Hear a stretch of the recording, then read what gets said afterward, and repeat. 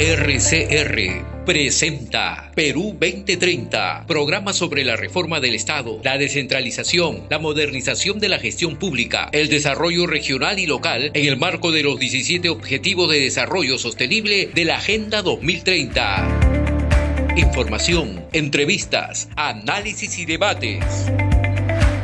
Llevamos 7 años debatiendo los problemas del país y sus posibles soluciones. Perú 2030, con la dirección y conducción de Franz Portugal.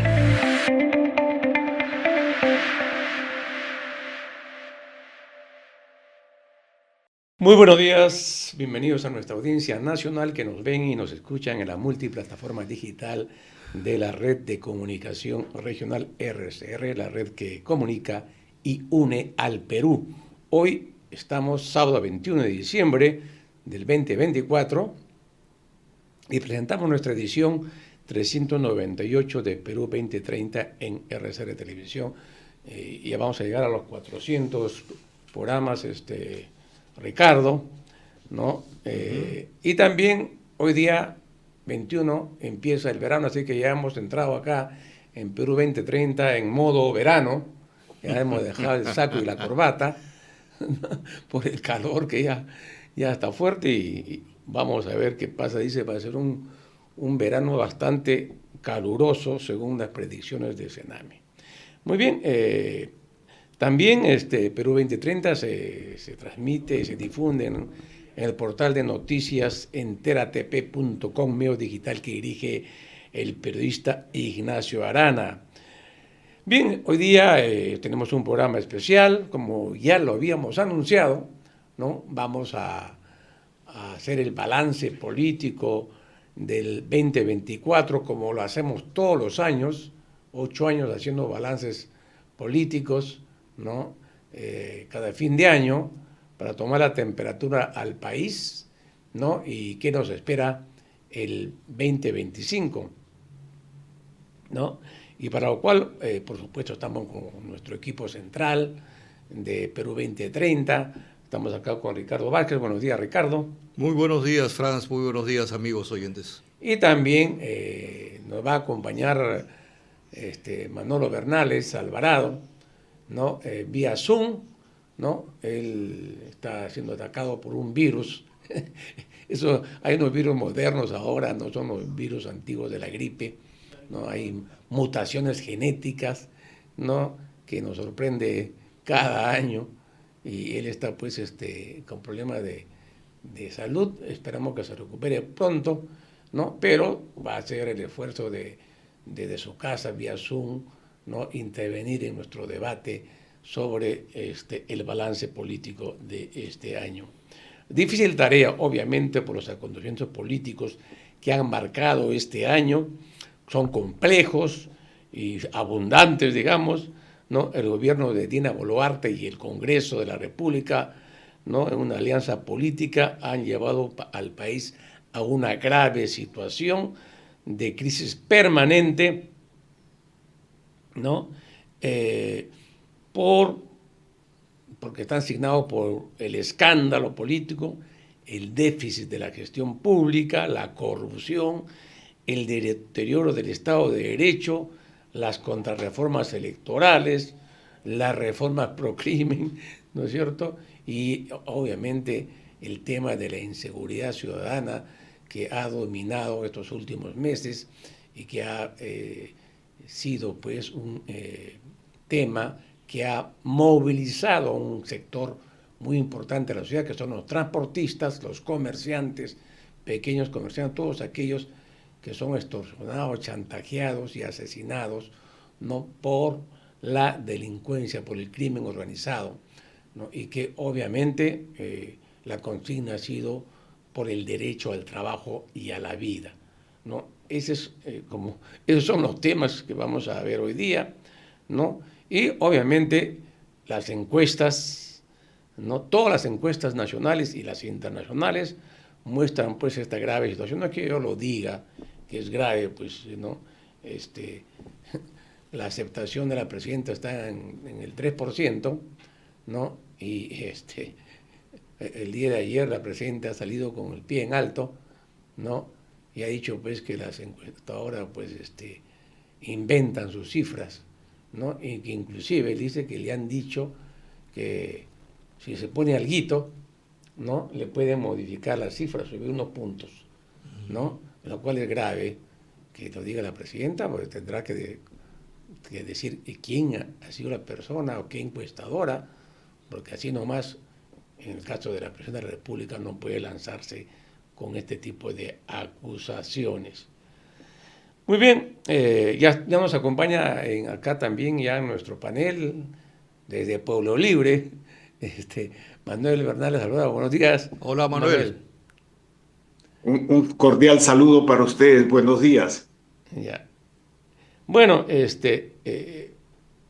nosotros siempre hemos hecho, como decíamos, este balance a fin de año, pero además publicamos un artículo de balance anual de lo que pasó políticamente. En los últimos 3 años, por ejemplo, el año 2021, ¿no? Titulamos nuestro artículo Año IN y Prospectiva Política 2022, que analizaba la instalación pues, del gobierno de Pedro Castillo, que generó una gran expectativa en la izquierda y un amplio sector de la población, y por supuesto la resistencia de la extrema derecha, los gremios empresariales y los medios concentrados. El segundo artículo del 2022 lo titulamos ¿no? Año de crisis e inicio de la protesta popular, ¿no? Que realizó un balance del inepto y corrupto gobierno de Pedro Castillo, ¿no? El desastre y fracaso de un gobierno que se presentó como de izquierda y que no era tal, y el año 23, ¿no es cierto?, el año pasado, lo denominamos año del caos, que explicaba la crisis política alimentada por el gobierno y el Parlamento de manera laboriosa, ¿no? Y que impactó en varias esferas, ¿no? de la sociedad, es decir, no se quedó como muchos pensaban en el ámbito estrictamente lo político, afectó la economía, porque como ustedes recuerdan, a pesar de la crisis que hay en el país, siempre iban por cuerdas separadas el tema económico y el tema político. Ahí sí ya hubo un impacto, las principales empresas consultoras internacionales que califican la economía del Perú, ¿no? Señalaron claramente que la incertidumbre política, la crisis política, estaba afectando gravemente la economía, como así ocurrió, ¿no? Y obviamente hay en los últimos meses una recuperación, se dice que va a llegar al 3.2, pero ya el presidente del Banco Central de Reserva ha dicho de que pues hay un problema de orden fiscal, ¿no?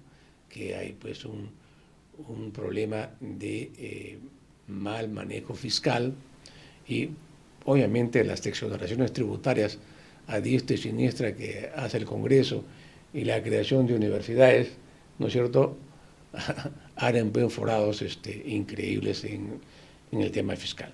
Muy bien, esos son, digamos, algunas de las cosas que vamos a conversar con nuestro equipo de hoy, con Manuel Bernal Alvarado y Ricardo Vázquez Suyo, que ya están aquí en nuestra... nos estábamos olvidando que, como siempre, anunciar las novedades que nos trae el número 199 del Semanario Político Digital Apuntes a Lápiz, que sale todos los martes y que dirige Julio Failog desde la heroica ciudad de Tacna. El título de portada de este número es Los Miserables, con fotos de los integrantes de la coalición derechista del gobierno y el Parlamento, y como subtítulo, un revés que importa, que da cuenta de los fracasos legislativos que se han producido pues, en el Congreso al cierre de la legislatura. Y trae además pues, interesantes artículos de análisis político. No, hay algunos hechos que quisiera mencionar para el debate. El primero es el caso de el coronel Policía Nacional Jaime Colchado y el coronel Walter Lozano han sido pues pasados al retiro. Algunos han dicho que se culminó la venganza de Dina Boluarte, ¿no? Y su operador, pues el ministro del Interior, así lo han señalado, ¿no? Pero no solamente ellos han sido pasados al retiro, 12 efectivos, 12 oficiales de la DIVIAC, de esta oficina que trabajaba para la lucha contra la corrupción en el poder, también nos han mandado al retiro, o sea, se han bajado a todo el equipo que tenía a cargo estas investigaciones de la corrupción en el poder, ¿no es cierto? Y que pues, son de alto nivel porque son recontra efectivos. Entrenar un equipo nuevamente de ese nivel va a demorar mucho tiempo, ¿no? Y el otro tema es el escándalo de la prostitución, de la supuesta prostitución que habría en el Congreso, ¿no? A partir de una investigación del programa televisivo Veto a Saber, que reveló, pues, de manera circunstancial, ¿no?, que había, pues, un tipo de mecanismo ¿no?, en la cual estaba una abogada que era Andrea Vidal, que finalmente fue asesinada por los sicarios. Algunos dicen que para que no abra la boca, porque ya sabrían mucho de las cosas. Ya en el Congreso se ha montado una comisión para ser investigados, ¿no? Aún no se ha dicho por qué esta comisión está compuesta por abogados o por miembros del partido de Acuña, que es a la cual supuestamente pertenecía el principal Torres, ¿no?, que era el que está siendo acusado, Jorge Torres Sarabia, ¿no?, que sería el que habría armado una red de protección en los pasillos del Parlamento. Y por otro lado, pues la patinada del Congreso, ¿no?, han restituido nuevamente la ley que norma la detención preliminar, ¿no es cierto?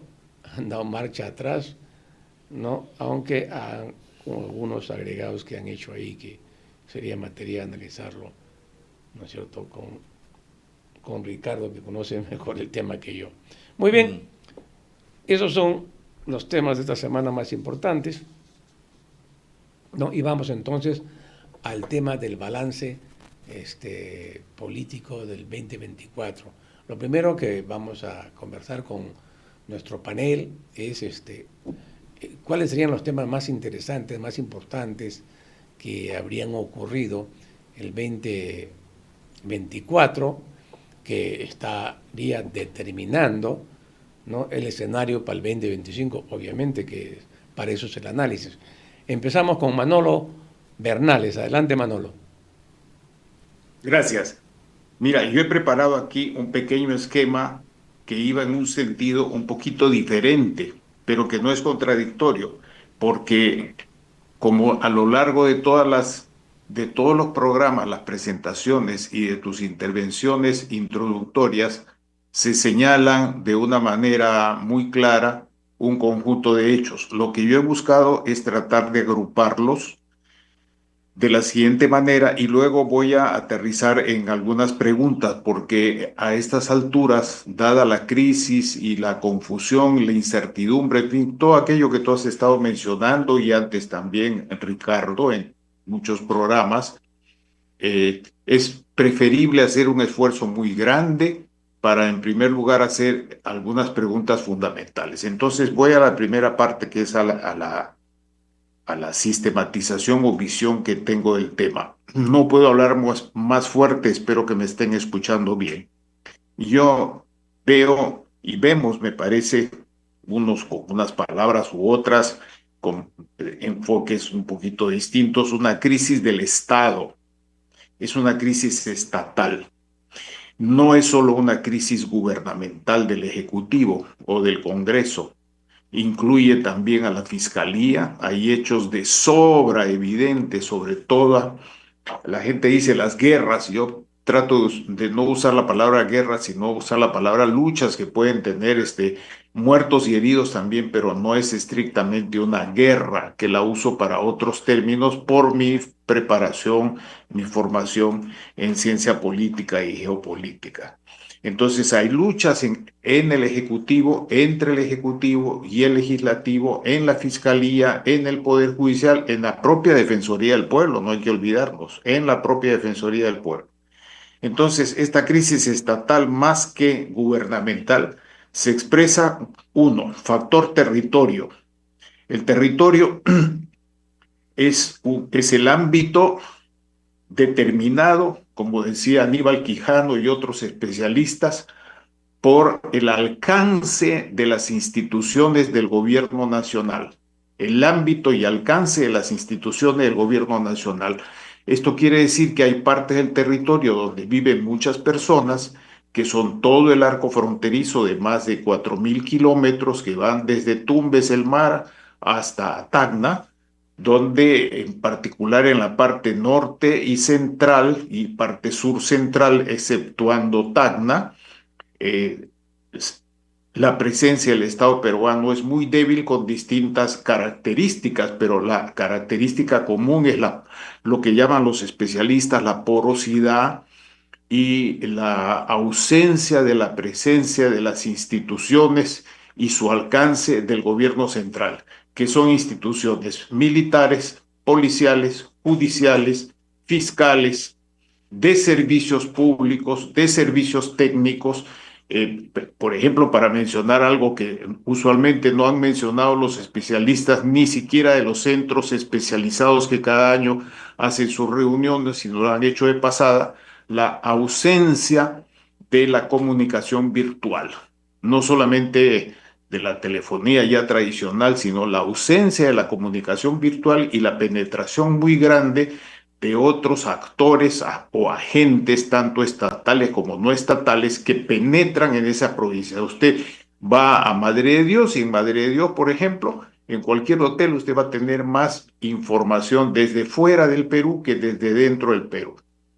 Entonces, territorio, un territorio en el cual no rigen todas las instituciones del gobierno central. Dos, territorio en el cual hay tres niveles de gobierno. Legalmente son dos: el gobierno regional y el gobierno municipal, pero yo digo tres porque el gobierno municipal tiene también un subgobierno con los distritos, que en algunas partes es determinante. Por ejemplo, para el tema de conflictos, como bien lo conocemos los tres que estamos acá, algunos conflictos serios que han tenido muchos muertos no han sido conflictos en todo un departamento, ni siquiera en toda una provincia, sino que han sido conflictos concentrados y dinamizados en algunos distritos, tanto en el norte del país, en el centro del país, como en el sur del país. Y en el oriente también. Y no quiere decir esto que no se expandan, sí se expanden, pero su origen está en un distrito. Y esto no es nuevo tampoco. Acuérdense, en el proceso de expansión del Tahuantinsuyo, ya algunos pueblos que tenían una dimensión distrital hicieron mucha resistencia al ejército y a las medidas políticas y económicas de los incas del Cusco. En la independencia igual. Habían algunos distritos que seguían siendo militantemente favorables a la monarquía y en la república también, y termino recordando la obra Redoble por Rancas. Entonces, esto hace todavía mucho más complejo mantener ese territorio, y para tratar de llegar a ese territorio lo que se ha producido es una hiperburocratización del Estado, de sus tres niveles de gobierno, incluido el de los distritos, de sus tres niveles, pero no en todos, por supuesto, tres niveles de gobierno y tres funciones del Estado. En segundo lugar, pasemos a población rápidamente. La población, si bien es cierto, debería estar contenta con lo que dice Julio Velarde y lo que vemos de la estabilidad monetaria, pero la estabilidad monetaria no se refleja ni en el cuidado médico, ni en la comida, ni en la calidad de la educación, ni en la calidad de los servicios, ni siquiera en la calidad de la seguridad, que está cada vez peor. Y eso yo podría dar ejemplos de lo que está pasando ahorita aquí en Pueblo Libre, por ejemplo, que era un distrito de clase media, tranquilo, pero en el cual hay hoy día también, felizmente, todavía no con la frecuencia de los distritos hiperpopulares, pero también hay problemas de inseguridad. Y el último elemento es que no hay una dirigencia unificada del Estado. Usted puede ver, por ejemplo, en Brasil está dividido en dos, en Colombia está dividido en dos o tres, En Ecuador está dividido en dos. En Chile hay varias tendencias, pero hay dos tendencias dominantes. En Paraguay también hay dos. Y así sucesivamente. Pero aquí en el Perú, y con esto ya entro a la última parte, aquí en el Perú, las élites en el sentido de minorías, o sea, no de minorías ilustradas, no, sino en el sentido de minoritarios, de grupos pequeños, pero que tienen gran poder y control, no tienen dos tendencias solamente, como solemos hablar de una manera agregada. ¿Por qué? Porque las tendencias ilegales que se valen de la corrupción, del delito, la corrupción es un delito, que se valen del delito, de todo tipo de delitos que llegan al extremo de los que tú has mencionado en la introducción, se encuentran presentes tanto arriba, al medio como abajo. Y se encuentran presentes en Lima, en el Callao, en Puno, en Arequipa, en La Libertad, en Loreto, en todas partes. ¿Dónde no? Dígame, ¿dónde no? No se habla mucho de Tumbes porque no tiene mucho peso en Lima, pero en Tumbes también hay, y hay una inseguridad muy grande, y hay la presencia de bandas internacionales como las que ya se citan a cada rato. Entonces, el problema principal, para focalizarme en el tema y terminar con esta extensa respuesta por la que me disculpo con ustedes, es que ya me concentro en el tema de la fractura social, la fractura política y la fractura cultural, que va por otro carril distinto de las medidas monetarias y de la estabilidad monetaria y de los índices de crecimiento sin desarrollo, porque no tiene distribución ni de mayor valor agregado ni de mayor valor compartido. Y como aquí está actuando fuertemente una corrupción extrema por capas, por niveles y por departamentos o provincias, me lleva a las siguientes preguntas. ¿Por qué no nos preguntamos cuáles son las fuerzas por cada departamento que están, las fuerzas políticas legalmente existentes que están más ligadas, con evidencias de estar más ligadas a corrupción y a medidas ilegales? Porque la respuesta a esta pregunta nos puede llevar a una segunda pregunta. ¿Cuáles son por nivel departamental las agrupaciones políticas que tendrían más probabilidad de recoger votos que los haga superar a los otros en las próximas elecciones? Y tercero, ¿cuáles serían las tendencias que pudiesen agruparse a nivel nacional para no solamente ganar en una primera o segunda vuelta, sino, y aquí termino, aquí viene lo clave de todo, ganar con una mayor cantidad de votos que las otras elecciones han tenido los ganadores con respecto al padrón electoral? Los otros ganadores en todas las elecciones, segunda vuelta, muy publicitadas y demás, no han sido elegidos con más allá de aproximadamente el 30% del padrón electoral, lo que deja por fuera un 70% del padrón electoral. Esa es mi introducción, repito, un poco larga, discúlpenme, queridos amigos, y el aterrizaje que hago para ofrecerles estas preguntas que espero sean útiles para el resto del programa. Muchas gracias. La participación de Manuel Bernales, y ahora vamos con la intervención de Ricardo Vázquez. Gracias, Franz, gracias, Manolo. Es muy interesante toda la amplia exposición de problemas que señala nuestro querido Manolo. Pero acercándose a la cotidianeidad, a la urticante cotidianeidad, hay algunas cosas que me interesa poner en evidencia en este fin de año y evaluativo, ¿no? Un primer tema es que creo que este año ha implicado una evidencia del acostumbramiento al repudio. Creo que vivimos un gobierno, y esto quiere decir también una mayoría parlamentaria, un Congreso, acostumbrado al repudio, que asume su papel de piñata política. Esto tiene que ver con un debilitamiento de lo avanzado, tiene que ver con lo que implica un escenario que es similar al fujimorismo, pero que le faltan los elementos de coercitividad, de control que tenía el fujimorismo. Un segundo elemento preocupante es el debilitamiento del Estado. Ya no estoy hablando del debilitamiento estructural, del debilitamiento como representación, estoy hablando del debilitamiento para cumplir funciones básicas. Transporte. Acabamos de terminar la vigencia de una ley, la 31096, que tenía en 4 años que formalizar a todo el transporte de auto colectivo. Y no se ha avanzado en nada. El transporte, por ejemplo, en Lima Metropolitana no tiene ningún orden en ese terreno. En segundo lugar, el problema del avance en estar dotados de un marco jurídico para trabajo con derechos. Estamos insistiendo en la ley Klimper, en una nueva etapa de un trabajo sin derechos, de un régimen legal que formaliza, entre comillas, el trabajo sin derechos, el subempleo.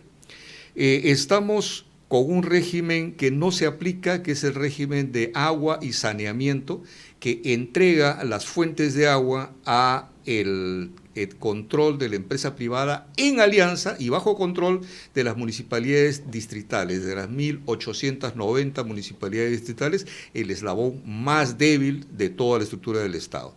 Ya no hablemos del tema de seguridad, el tema de Caliwarma, por ejemplo, una forma de resolver problemas de alimentación en los niños. El problema de la educación superior y la explosión de autorizaciones de universidades junto con la coerción del SUNEDU. Además, el tema de salud, el tema de medio ambiente, de comunidades indígenas, etcétera. De lo que estamos hablando es que este acostumbramiento al repudio trae consigo un problema de debilitamiento del Estado, de debilitamiento de mi capacidad para hacer cosas. No hablo de los grandes proyectos, sino de las cositas cotidianas que son lo que el ciudadano siente. Y esto va de la mano de la preocupación del control de instituciones. O sea, no me interesa lo que hago, o tal vez no puedo hacerlo, estoy incapacitado de hacer lo que debo hacer en cuanto a funciones cotidianas, pero paralelamente sí he estado interesado en el control de instituciones. He estado interesado en el control de la Junta Nacional de Justicia, he estado interesado en el control del Tribunal Constitucional, he estado interesado en el control de la Defensoría del Pueblo, etcétera, etcétera. Eso sí me ha preocupado, eso sí es una prioridad. ¿Y por qué es una prioridad?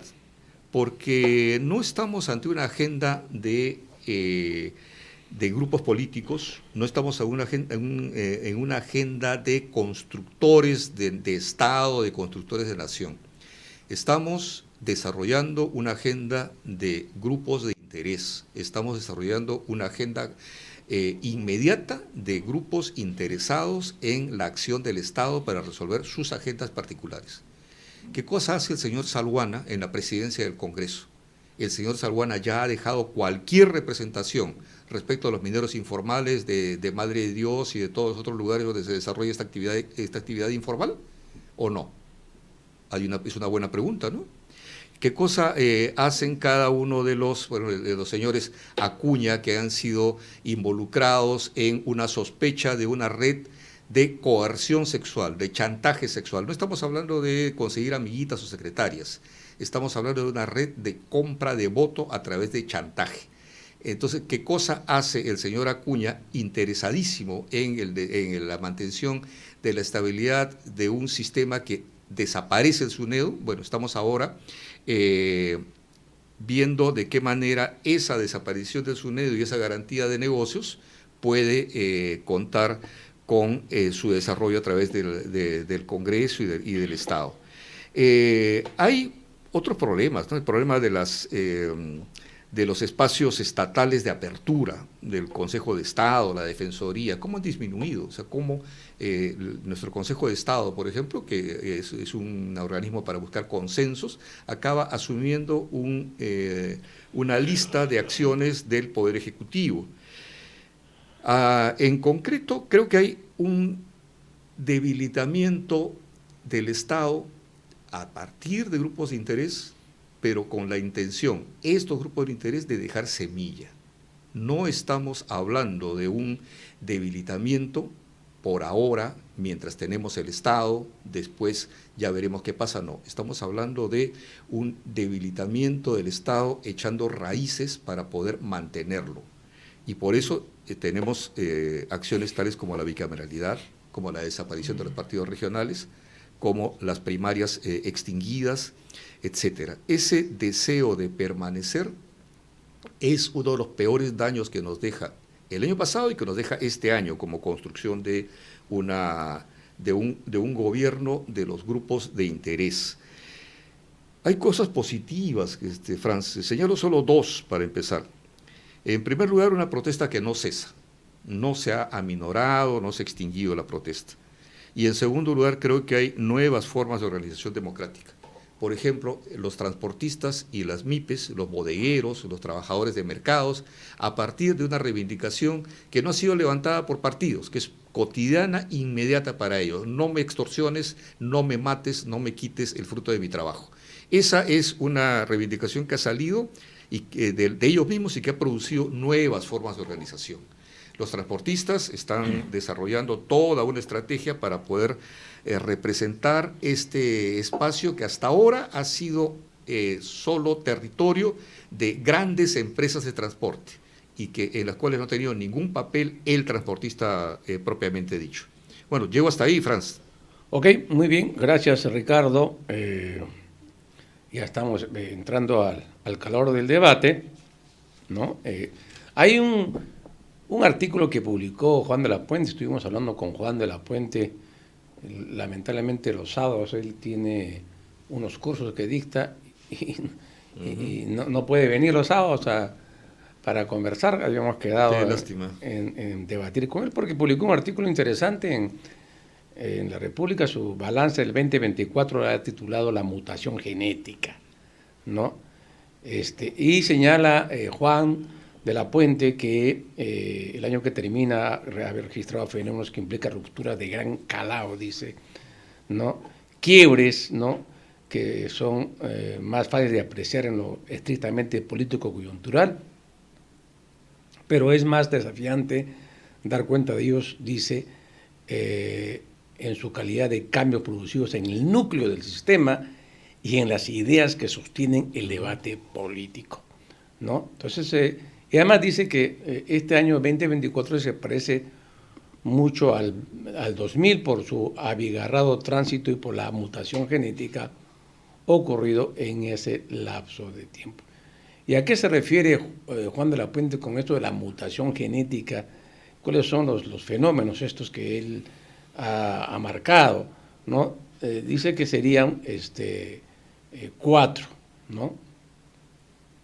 Y que estos van a marcar la cancha de los próximos años, ¿no? Y hicieran procesos que la megacrisis nacional dinamiza. El primero dice que el Perú ha dejado de ser un régimen presidencialista, ¿no?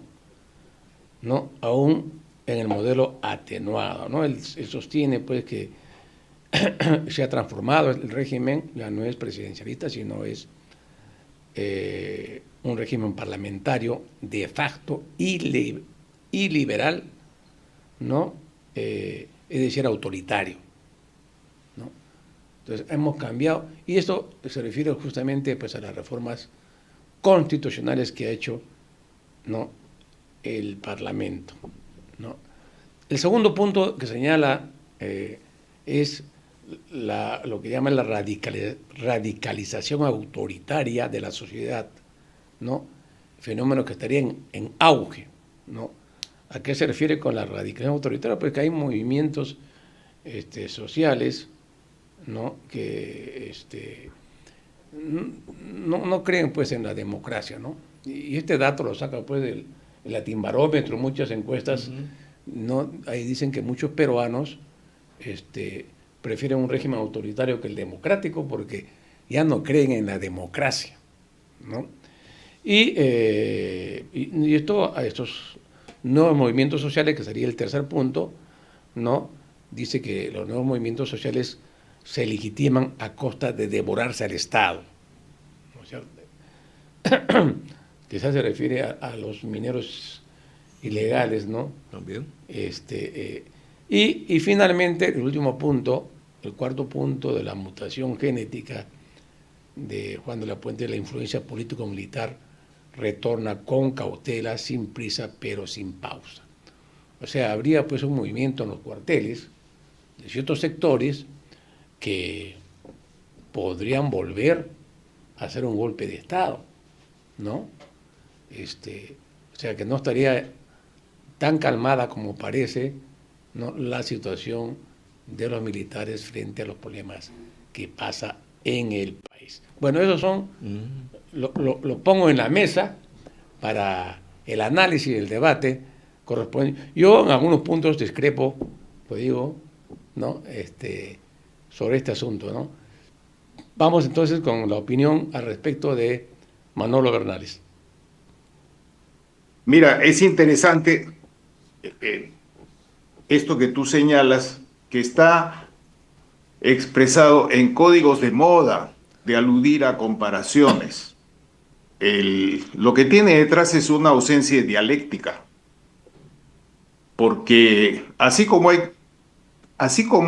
cuando hay grupos de interés que controlan el Congreso, si son de tu afinidad, no hay hegemonía parlamentaria, hay ejercicio de democracia, pero si son los contrarios, no hay tal democracia, sino que hay dictadura parlamentaria. En segundo lugar, la polarización ideológica no es solamente una polarización de la derecha, como se insinúa, hay una polarización de la izquierda, hay una polarización de la derecha, eso está muy claro en los estudios de distintas fuentes, ¿ah? En consecuencia, el tema que hay que profundizar más es que cuál es la relación orgánica que tienen las instituciones militares con los elementos, con los grupos de interés. Y evidentemente, ahí sí que hay que profundizar en este tema, evidentemente la relación de los militares a través de la cúpula, que es orden, que es mando, orden, control, esas son palabras claves, mando, orden, control, no se da con los sectores de las mayorías nacionales, se da con los grupos de interés que tienen acceso a las grandes inversiones, que tienen acceso a lo que el PIS llamaba las alturas del Estado y las alturas de la economía, obviamente. Creo que todo esto nos lleva, juntando esto sobre el cual estoy diciendo algo con lo que ha expresado y que comparto en gran parte lo que ha expresado Ricardo, la pregunta es, ¿cuál es el panorama de probabilidades político-electorales que nos deja este 24? A eso quería yo llegar. ¿Cuál es el panorama de probabilidades de éxito de estos distintos grupos de interés a través de la legislación y de las instituciones que se han dado y que se han modificado, como ha insistido muy bien Ricardo y tú también? Pero una pregunta previa, esa es la pregunta sustantiva. La pregunta previa es que ¿cómo van a actuar en relación a la opción de defenestración o vacancia, como le quieran llamar, de la presidenta? Ese va a ser un hecho muy importante que va a incidir en sus probabilidades de éxito y en cómo se van a alinear. Porque finalmente hay una cosa muy clara. Hoy día ella tiene su responsabilidad y por supuesto las tintas están cargadas ahí, lo cual es obvio, no, es absolutamente evidente. Pero ella no va a decidir ninguna elección. Sobre todo, si la vacan, va a pasar a una condición prácticamente de perseguida por los hechos legales, no solamente por las opiniones políticas. Entonces, esas son mis dos preguntas. Creo que hay una cuestión dialéctica que hay que señalar, la polarización y las contradicciones, que no son solamente como antes, clase A y clase B, no. Son tendencias que entran con distintos niveles de corrupción, distintos niveles de informalidad, distintos niveles de formas no deseables y antiéticas y violentas de la lucha política y social, pero que están en contradicción y que se van agrupando. ¿Cómo van a actuar estas en relación a un límite legal de vacancia? Y en segundo lugar, ¿cómo puede eso tener una influencia en las probabilidades con las que se inicia el proceso electoral en 2025? Muy bien, vamos entonces con la opinión de Ricardo. Adelante, Ricardo. Gracias, Franz. Preocupante. Yo ya hablaba de un acostumbramiento al repudio. Hay varias encuestas de IEP y otros actores que registran sucesivamente los sentimientos que despierta en el encuestado el gobierno, la presidenta de la República y el Congreso. Y todos se repiten mes tras mes. ¿Qué sentimientos le despierta el gobierno de la señora Boluarte? Cólera, tristeza, decepción. ¿Qué sentimientos le despierta la idea del Congreso? Cólera, tristeza, decepción, y le agregan repudio. Esa es la imagen social que estamos, sobre la cual está gobernando. Esa es la adhesión social sobre la cual está gobernando la señora Boluarte. Ahora, todo eso genera, quiero reflexionar un poco en los núcleos del sistema que menciona de la Puente. Todo eso genera debilitamientos de consensos. Hay algo que es nuclear, que es una conducta profunda, enraizada en el sentido común. Cuando hablamos en política, hablamos de un enraizamiento de conductas que parten de negras experiencias. Alguien podría, por ejemplo, pensar que en Múnich o en Berlín se podría levantar un mitin gigantesco de cruces gamadas de partidos neonazis. No, no es cierto. Alguien podría pensar que podríamos generar consensos en Europa respecto a actitudes que la historia produjo como fenómenos que causaron gran sufrimiento. No. Pero, ¿qué pasa con fenómenos tales como la irresponsabilidad fiscal, la irresponsabilidad del gasto? Tenemos un Congreso en el cual al presidente del BCR se le ha preguntado pachotadas ignorantes sobre su función. Tenemos una política de crear universidades, tenemos una decisión de avanzar en la compra de armamento, tenemos decisiones que nos van a implicar costos y que no tienen nada que ver con valoraciones detrás de política y de construcción de nación. Entonces, hay un manejo populista, lo que quiera llamarse, pero lo construido respecto a responsabilidad fiscal, a responsabilidad del gasto, se ha tirado abajo o se está tirando abajo. Un segundo problema tiene que ver con el avance en la construcción de democracia. Estaba leyendo ayer un informe de una organización inglesa internacional que se llama BDEM, algo así como Variedades de la Democracia, que son aquellos que señalaron la existencia de un régimen híbrido en este Perú, un régimen híbrido antidemocrático. El informe del 2024 dice, que acaba de salir, hay 7 países actualmente en América en regresión. El Salvador, con Bukele encima, Guatemala, Guyana, Haití, que ya lo conocemos, México, Nicaragua y Perú. Somos un país en regresión. Es decir, aquellas conductas políticas ciudadanas que se enraizaron en el país durante los 2000, después de la caída de la dictadura, están en descomposición y regresión. Ese es el problema que tenemos. Eso después se expresa en cuestiones tales como la aceptación de una mano dura, hasta la aceptación de una dictadura o dictablanda militar que quiebre este escenario y pase y genere un escenario diferente. En ese terreno, a eso me refería con la intención esta intención de dañar cimientos de la construcción política, y más aún, creo que se hacen con la intención de quedarse porque son la agenda de intereses particulares. Estamos hablando por ejemplo, de la ley 32054, de la responsabilidad penal de partidos. Es un interés de partidos determinados. La ley de 31990, que acorra plazos de colaboración eficaz, es una ley para intereses determinados.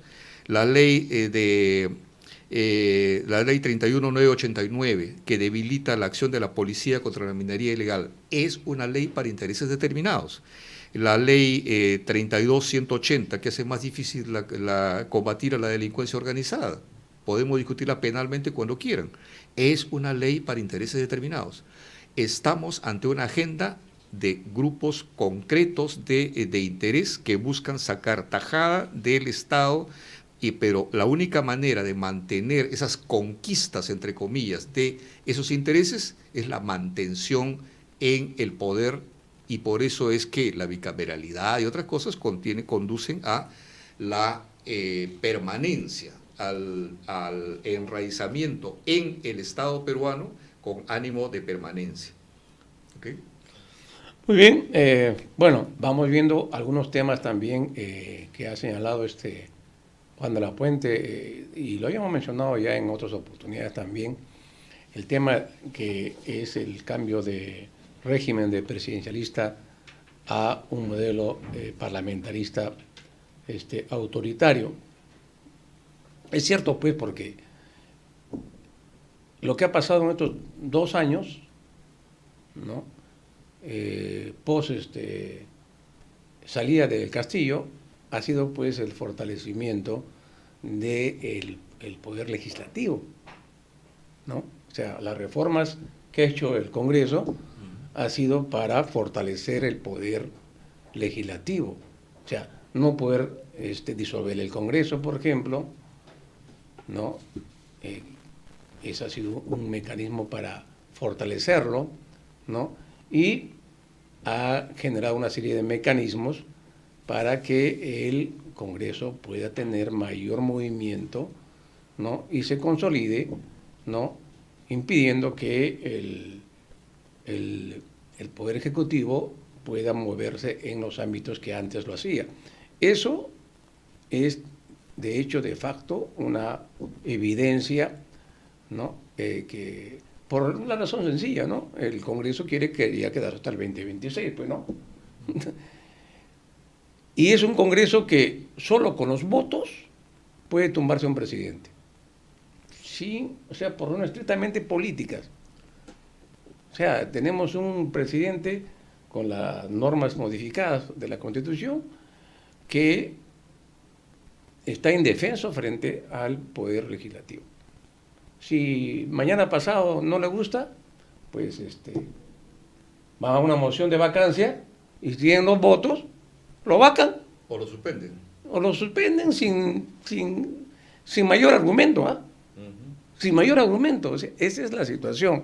Y eso le va a esperar al próximo presidente de que se elija el 2026, ¿no? Si es que el Parlamento, ¿no es cierto?, no hace correcciones a la Constitución, el nuevo Parlamento me refiero, ¿no? Si no sería, pues, un presidente que, maniateado y que si no baja la cabeza frente al Congreso, no va a durar en el puesto de presidente. Han generado una inestabilidad política del Poder Ejecutivo. Eso por un lado. El otro, ahí sí coincidimos con Juan de la Puente, es cierto, se ha producido un fenómeno ahí, ¿no?, que hay que ser conscientes, ¿no?, para el próximo periodo.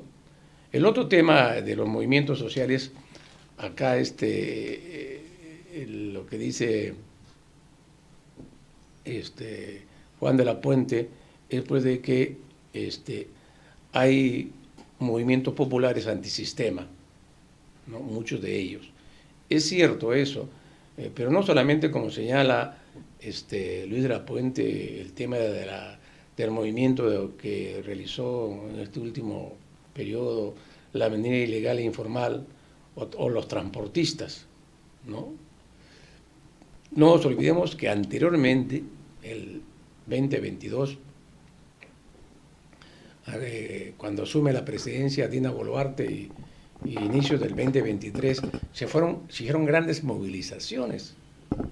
Y las movilizaciones eran de movimientos de comunidades indígenas, campesinas, que bajaban a la ciudad, como se dice, se autoorganizaban, ¿no?, generaban sus recursos para venir a Lima a protestar contra el gobierno, ¿no? Ese fenómeno nunca antes había ocurrido, ¿no? O sea, y la capacidad organizativa y económica para moverse hasta Lima de estas comunidades, de estas representaciones, ¿no? Con sus delegados, sus comités, etcétera, financiados, ¿no? Esto generó un nuevo movimiento social, una autoconciencia, y no venían a reclamarle cuestiones reivindicativas al gobierno, sino cuestiones de orden político. Esa es la naturaleza de este fenómeno. Entonces, hay más que eso de lo que dice Juan de la Puente. No nos olvidemos que muchas de las movilizaciones, y les cito el caso de Arequipa, ¿no? En ese periodo, fueron movilizaciones, quienes colmaban las calles de gente movilizada. Eran los comerciantes de los centros comerciales. Esa era la gente que se movilizaba en las calles. Eran comerciantes, las víctimas, los emprendedores, los informales, que salían a las calles a protestar, ¿no? Hay que tomar en cuenta también este movimiento de los que llaman, acá en Lima, últimamente, acá en Lima se ha formado el Frente de Defensa de Lima, de estos sectores de los centros comerciales, y se han movilizado también, han hecho grandes movilizaciones hacia el Congreso, ¿no? Por una serie de normas que les afectan a ellos. Entonces, esa es la situación. Entonces, yo he dicho ya en varios artículos que he escrito, que hay un movimiento a nivel nacional, ¿no es cierto?, que obviamente está descontento, ¿no?, desconfiado de los gobiernos, de los mismos partidos políticos, ¿no es cierto?, ¿no? Y ahí está, es un movimiento radicalizado que en cualquier momento puede hacer grandes movilizaciones. En otras palabras, ahí es un movimiento que está fermentando ahí, ¿no?, y que va a determinar el próximo periodo, ¿no?, del 2026, indudablemente. El problema está que estos sectores están, de lo que yo he denominado, están en busca de representación. ¿Quién los represente políticamente?, ¿no? ¿Quién representa estos intereses? O sea, no nos olvidemos que los gremios clásicos, ¿no es cierto?, han estado a la cola de todas estas movilizaciones. No han dirigido las movilizaciones, los gremios, ¿no?, y organizaciones gremiales clásicas han estado de invitados, ¿no? O sea, ya no es pues el movimiento sindical, ¿no?, de las federaciones mineras, agrarias, campesinas, obreras, las que son protagonistas de este nuevo periodo. Ya no son ellos, ¿cierto? Entonces, este es el nuevo fenómeno también que ha ocurrido en este último periodo, que es importante en el balance político que estamos haciendo. Muy bien, veamos qué otros temas podemos analizar, o sobre este último punto de del nuevo movimiento.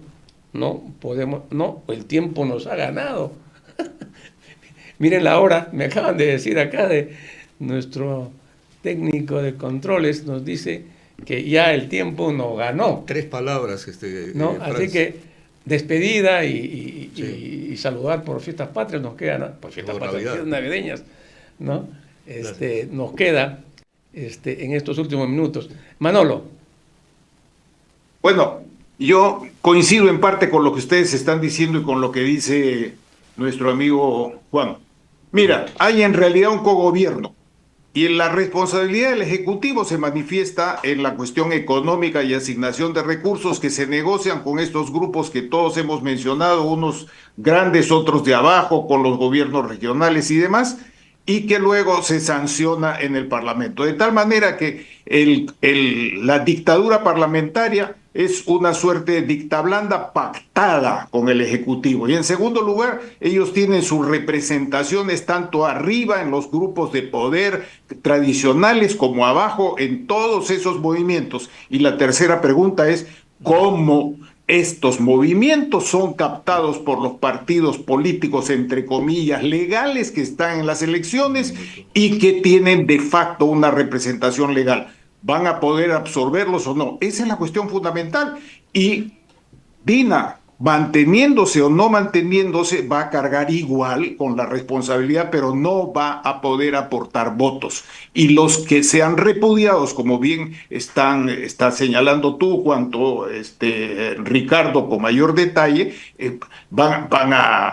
van a tener una menor influencia en el proceso, en los procesos electorales. Es probable, pero no necesariamente, porque ya en el pasado, que se sabían muchas de estas cosas, han seguido teniendo alianzas para el progreso departamental, regional, nacional y otros, y los partidos que se decían de izquierda no eran tales como tú mismo lo has señalado desde el comienzo. Y finalmente, esas citas que se han hecho de los factores de los países, ahí mezclan Chana con Juana. En México no tiene nada que hacer en la lista con respecto al Perú, es otra problemática en la cual los militares han pasado a ser empresarios del Poder Ejecutivo por constitución y por mayoría absoluta en los estados Manolo, y en el Poder Legislativo. Estamos con el tiempo.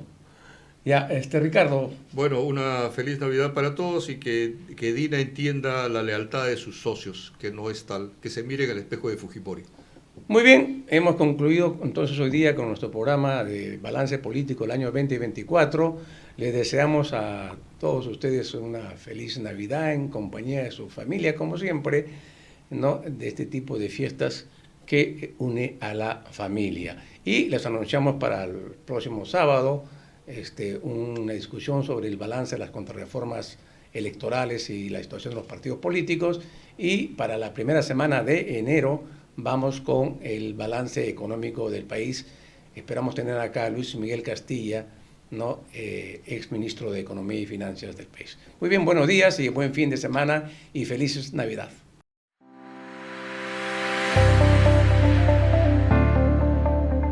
RCR presentó Perú 2030. Retornamos en nuestra próxima edición con más información, entrevistas, análisis y debates sobre los problemas del país y sus posibles soluciones. Perú 2030.